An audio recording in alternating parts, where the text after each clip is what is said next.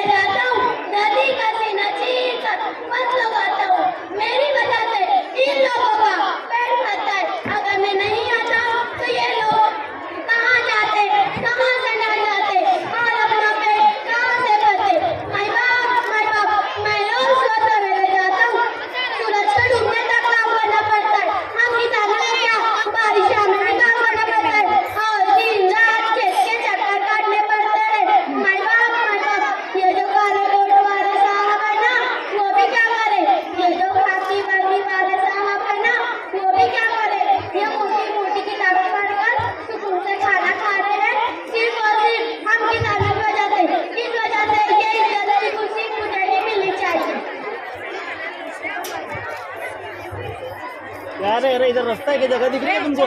चलो उधर जल्दी। ए बेटा निकलो उधर, निकलो उधर।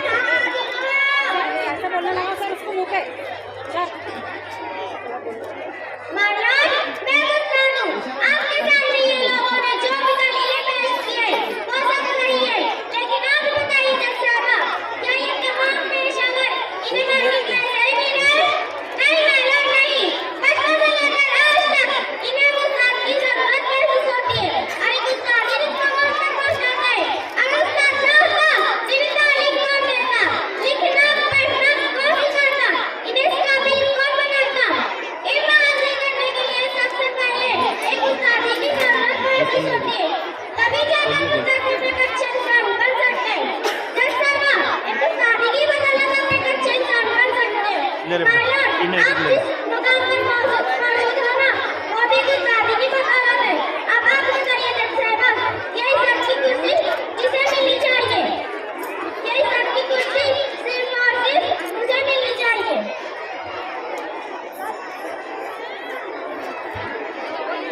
तमाम सबूत और दलीलों को मद्देनजर रखते हुए अदालत की नतीजे का फैसला है। किसी की कुर्सी साफ है। ये जज साहब ठहरिए।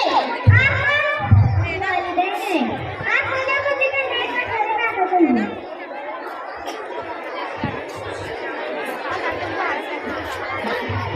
आगे का हूँ पहले से पीछे बैठ। मैं पूछती हूँ जज साहब, मैं पूछती हूँ हमने अपने अरमानों की कुर्बानी देकर अपने जज्बातों की कुर्बानी देकर क्या इनके अरमान पूरे नहीं किए जज साहब?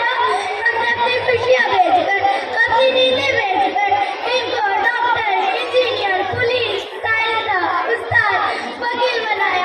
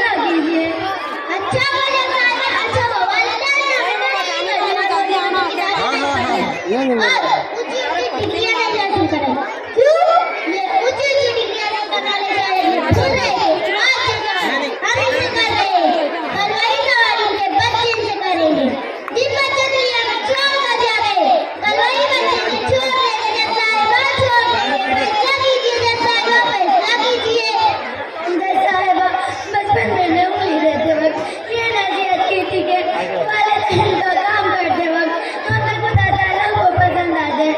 बस यही कहना चाहती थी मैं जज साहबा, बस यही कहना चाहती थी। चलो मैडम किधर बैठेंगे जी?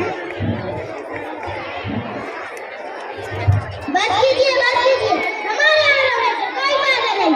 ये लोग कल भी नादान थे और आज भी नादान हैं।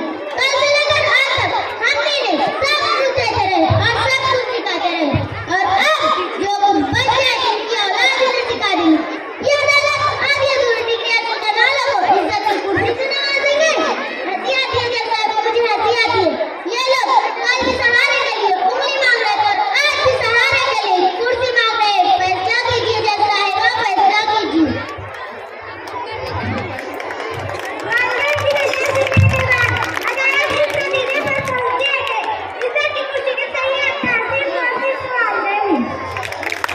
जब आपको फैसला है कि इज्जत की कुर्सी का वालिदैन है, उन्हें की दादी की जानिब से इस ग्रुप को बचा देने में यहाँ आया है।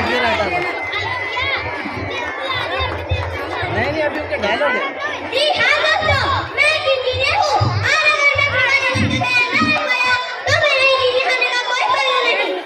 जी हाँ दोस्तों, मैं एक पुलिस हूँ, मैं बड़े मुजरिमों को पकड़ता हूँ, लेकिन जब मैं वालिदैन को तैयार नहीं पाया तो मेरे पुलिस होने का कोई फायदा नहीं।